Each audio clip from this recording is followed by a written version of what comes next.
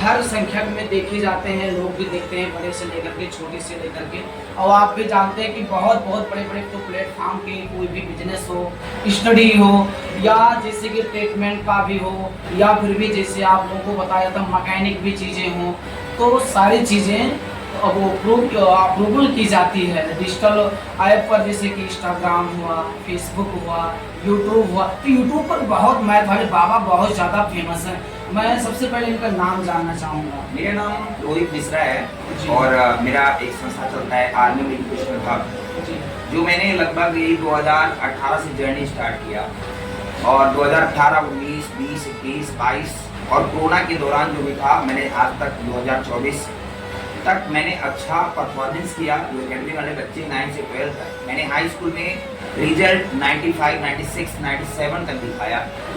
मतलब अभी भी यूपी टॉपर नहीं हो पाए हमारे बच्चे, लेकिन मैं 2025 में कहता हूँ, मैं आपसे वादा करता हूँ, जो भी आपका चैनल है, मैं कहता हूँ कि अब की बार एक टारगेट है यूपी टॉपर का, जो मैं सपना देख रहा हूँ। और मेरा लगभग एक 5-6 साल से जर्नी स्टार्ट है और अभी नहीं पूरा हो पाया, लेकिन 97 तक गया। सर सबसे पहले वर्ड निकल रहा है सपना। सपना क्या अर्थ क्या होता है? सपना का माने क्या होता है? सपना यही है कि रात दिन मुझे सोने नहीं दे रही है। ध्यान देने वाली चीज जो है, मैं देखा कि एक प्राची निगम है सीतापुर की, जो टॉपर थी, मैंने उनका जो है बढ़िया से इंटरव्यू सुना, जो भी सुना, और उनका कुछ मजाक भी लिया गया, मूछे वैसे है ना, लेकिन मैंने देखा उसी की चर्चा होती है, उसी की चर्चा होती है जिसमें कुछ होता है। तो मैंने मैथ में अच्छा स्कोर किया, मतलब दिलाया 98, मतलब 100 में 100 पूरा आया। लेकिन एक सपना नहीं पूरा हो पाया कि गोंडा का नाम, गोंडा में रहता हूँ, मैं सोचता हूँ कि गोंडा में यूपी टॉपर बन जाए, क्योंकि गोंडा के टीचर अवध ओझा सर जी हैं। तो आप जानते हैं कि उन्होंने कितने लोगों को टॉपर बनाया है यूपीएससी में, न जाने कितने लोग नौकरी कर रहे हैं, उनके बंदे पढ़ाए। लेकिन उनका भी देखा जाए जर्नी कैसे स्टार्ट हुई थी, कहाँ से स्टार्ट हुई थी, वो कितने बिगड़े हुए थे। तो मैंने सबसे पहले पूछा था वो जर्नी, आपकी जर्नी कितनी संघर्ष से स्टार्ट हुआ और सफलता के मोड़ पर आए और ये सपना तक आप पहुँचे? जी, मैं पहले महिंद्रा कोचिंग में पढ़ा था। महिंद्रा कोचिंग कहाँ है? महिंद्रा लखनऊ, कपूरथला पे है। आज भी मेरी आईडी कार्ड बनी है, आप लोग है नहीं तो भी दिखा सकता था। मैंने लगभग 2 साल पढ़ाया। कोरोना लगते लगते हम जो है गांव पे चले आए। हम सोचे कि अपने घर के बच्चों पे वनडे एग्जाम की तैयारी कराऊंगा।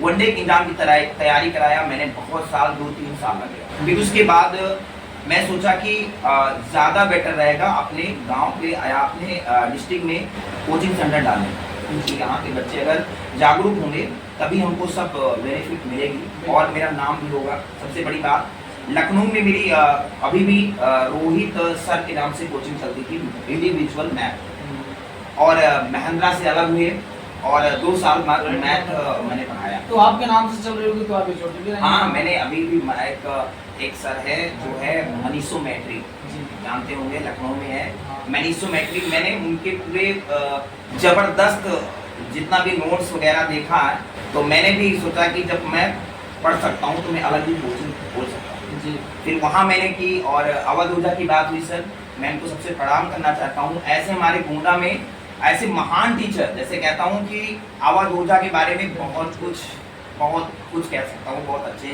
हैं टीचर, बहुत आगे।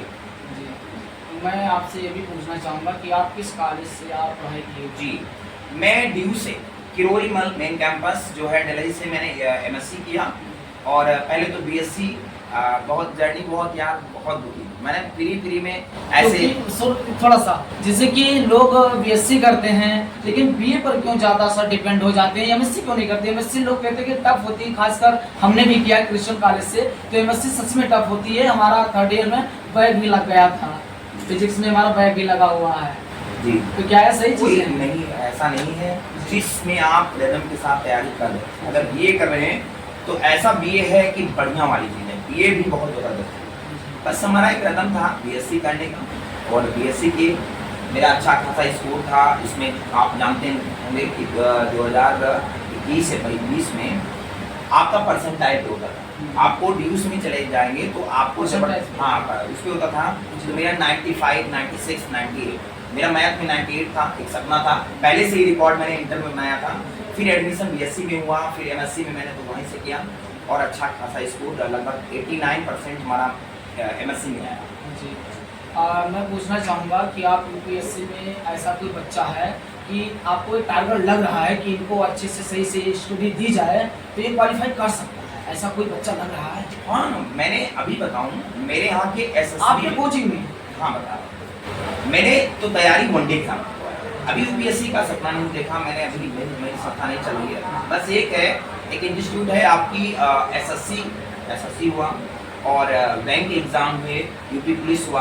अभी मैंने लगभग 56 से 60 लड़कों को पढ़ाया और ये कटरा में मैं देखा हूँ कि यहाँ लड़के तैयारी करना चाहते जो भी हैं वो दूर जाते हैं, उनको अच्छी सी सुविधा नहीं मिल पाती है ना। हाँ। तो उसके लिए मैंने 999 रुपए में मैंने पूरा कंप्लीट बैच यूपीपी का रिकॉर्ड बनाया और अब की बता रहा हूँ कि लगभग 60 वाट बच्चे थे।